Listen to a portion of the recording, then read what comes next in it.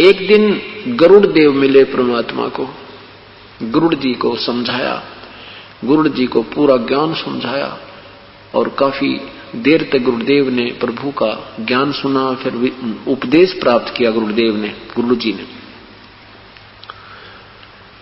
अब जब पूर्ण ज्ञान गुरु जी को हो गया कि भाई ये ब्रह्मा विष्णु महेश इतने समर्थ नहीं है जितने हम मान बैठे थे। एक दिन क्या हुआ कि इस गरुड़ जी ने ब्रह्मा जी से कहा कि आपकी पावर इतनी नहीं है, क्योंकि गरुड़ ये ब्रह्मा जी अन्य देवताओं को, ऋषियों को प्रचार कर रहे थे वेद का, और मैं ये कर देता हूं, हमारी इतनी पावर है, हम ये कर देता हूं, मैं सृष्टि रचता हूं, फलाना करता हूं। गरुड़ जी खड़े होकर कहने लगे महापुरुष कि हे भगवान, आपकी पावर नहीं है, आप स्वयं नाशवान हो, आपकी जन्म मृत्यु होती है, आपको स्वयं मालूम नहीं आप कहां से उत्पन्न होगे, आप समर्थ कहां से हो, वो परमात्मा कोई और है, वो सर्वशक्तिमान है। अब वो ब्रह्मा जी ने कहा भी तो तेरा तो दिमाग खराब हो गया गरुड़, तू कैसी बातें कह रहा है? कि नहीं जी मैं सही कह रहा हूं। ब्रह्मा जी ने विष्णु जी को बुला लिया कि ये आपका वाहन ये क्या बोल रहा आज हमारे विषय में। तो गरुड़ जी ने उनसे भी कहा कि आप समर्थ नहीं हो, आपकी जन्म मृत्यु होती है, आपकी पावर सीमित है, वो परमात्मा विसीमित पावर का है, उसकी पावरलेस जो है, उसकी जो है ना एंडलेस पावर है, इन्फिनिटी शक्ति है, और वो सबका मालिक कोई और है। फिर शिव जी को बुला लिया, शिव तीनों ने वहां हंगामा डाल दिया। गरुड़ जी कहने लगे आपको नहीं यकीन होता है तो माता जी से पूछो। दुर्गा के पास पहुंचे चारों के चारों।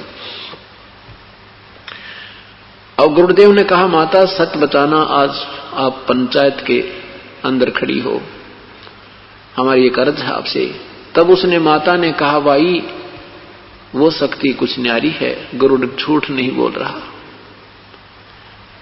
तो तीनों ने कहने लगे गरुड़ और माता जी की एक सलाह होगी है, ये ऐसे अपनी अपनी हाँक रहे हैं और हम जो चाहे सो कर सकते हैं। गरुड़ बोल तेरा क्या काम है। वहां से उठकर विष्णु जी के लोक में आकर तीनों विराजमान हो गए। गरुड़ जी ने कहा कि एक पाताल लोक में एक बालक की मृत्यु होगी है, उसकी आगे जीवन शेष नहीं है और आप उसको जीवित कर दोगे। गरुड़ कहा कि ला कहां वो बच्चा। नीचे से पाताल लोक से लेकर के गरुड़ जी उसके पास पहुंचे और कहा कि ये करो इस बालक को जीवित।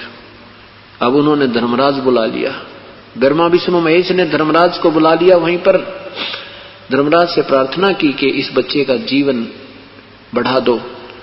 धर्मराज ने कहा नहीं, इसका आगे मनुष्य जीवन शेष नहीं है, इसका जीवन बढ़वाना है तो आप अपना जीवन दे दीजिए। कोई सा अपना जीवन कौन दे, इतना कौन शर्मा दर्द करे। तो कहने लगा ये जीवित नहीं हो सकता, ये तो परमेश्वर के हाथ में बात है।